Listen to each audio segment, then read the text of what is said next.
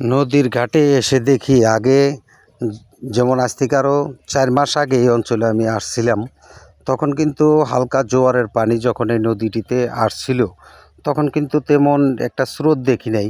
বর্ষা মাসে কিন্তু প্রচুর স্রোত ছিল, এই নদীর এই পার পর্যন্ত কিন্তু পানি ছিল। এই জায়গাটি মানে অনেক জায়গা ছিল, সেই জায়গাটি কিন্তু ভেঙে নদীতে কিন্তু নিয়ে গেছে।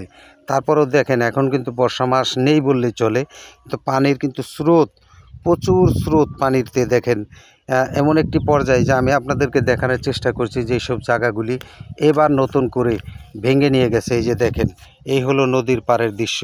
এই অঞ্চলের মানুষ কিন্তু অনেক দুশ্চিন্তার ভিতরে থাকে। দুশ্চিন্তার ভিতরে থাকলে তাহলে মানুষ কি করবে? দেখেন এই যে হলো অবস্থা, মানে এত দুর্দশা এই অঞ্চলের মানুষের। আমি কিন্তু দেখা গেছে পার দিয়ে যাচ্ছি যে আমি হয়তো ভেঙে পড়ে যেতে পারি, কিন্তু তারপরেও আমি চেষ্টা করছি আপনাদেরকে একটু করে হলেও মানে ভিডিওটা ধারণ করে দেখানোর চেষ্টা করছি যে এই নদীটি মানে কীভাবে বিকট ধারণ করেছে। সেই বিকট ধারণ করার কারণে নদীতে কিন্তু দেখা গেছে মানুষের জায়গা জমি কিন্তু নিয়ে যাচ্ছেন।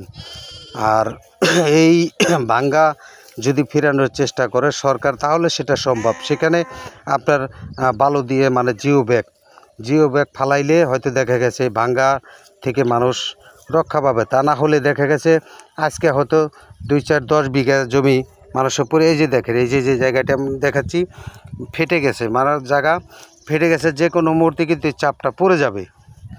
তারপরেও যে অবস্থা এখানে এই অঞ্চলটা ছিল, ওই যে দেখেন আস্তে আস্তে কিন্তু এখনও কিন্তু ভাঙ্গা শেষ হয়নি, এখনও কিন্তু দেখা গেছে ভাঙ্গার ধরছে, ভাঙ্গা কিন্তু যে কোনো মুহূর্তে চাপ কিন্তু পড়ে যাবে। এই যে জায়গাটি, এখানে কিন্তু আমি 4 মাস আগে আসছিলাম, 4 মাস আগে এখানে আসছিলাম। 4 মাস আগে এখানে আমি মিনিমাম মানুষের 3 বিঘা জায়গা এই নদীর ভিতরে ছিল। এই 3 বিঘা জায়গা কিন্তু ভেঙে নিয়ে গেছে এই নদীতে। এই যদি এক সোজা 3 বিঘা করে জায়গা যদি আপনার নদীতে নিয়ে যায় তাহলে আপনি হিসাব করবেন ওই মাথা থেকে এই মাথা পর্যন্ত তো কত বিঘা বা জমি মানুষের এই নদীতে কিন্তু নিয়ে গেছে। তাই এই অঞ্চলের মানুষ সবসময় চেষ্টা করেন এই ভাঙ্গা থেকে মানুষ বাড়িঘর রক্ষা করার জন্য, কিন্তু রক্ষা কিভাবে হবে একমাত্র কিন্তু সেটা সরকারই রক্ষা করতে পারবে। তার সাধারণ মানুষের দ্বারাই কিন্তু সেটা কোনো দিনও সম্ভব না যে এই ভাঙ্গা ফেরানো। এই ভাঙ্গাটা ফিরাইতে হলে সরকারের প্রতি দৃষ্টি আকর্ষণ করতে হবে। অবশ্যই সরকার এই ভিডিওটি যদি দেখে থাকেন অবশ্যই তাদের আওতাধীন নেওয়ার চেষ্টা করবেন।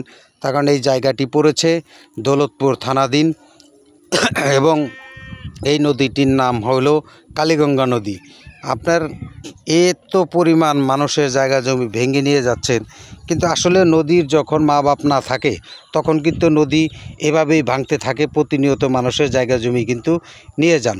এই নদীটি আমরা যখন ছোটো ছিলাম তখন আমরা দেখেছি ওই নদীটা ওই যে ওপার যে গাছ আছে ওইখানে কিন্তু নদীটা ছিল। একটা সময় ভাঙতে এই নদীটি কিন্তু ওইখান থেকে নদী সরে নদীটা কিন্তু এদিকে চলে আসছে। আশা করি এই অঞ্চলের মানুষের দুর্দশা চিন্তা করে সরকার বিষয়টা মাথায় রেখে এই জায়গাটি সংস্কার কাজ করার জন্য চেষ্টা করবেন। সবাইকে ধন্যবাদ। আসসালামু আলাইকুম।